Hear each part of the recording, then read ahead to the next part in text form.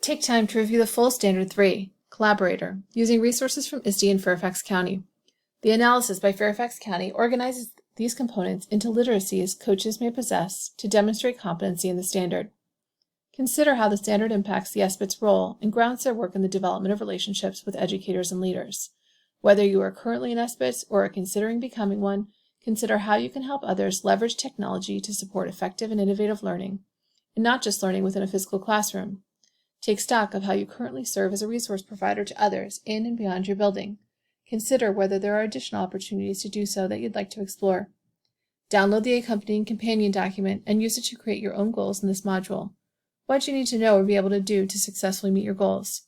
Consider reasonable action steps to help you meet those goals. Determine how you will know whether you have successfully met your goal or not.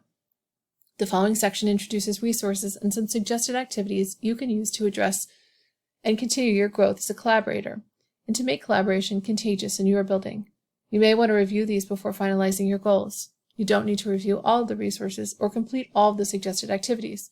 You determine which resources will help you reach your goals and be successful, which may include resources not listed here.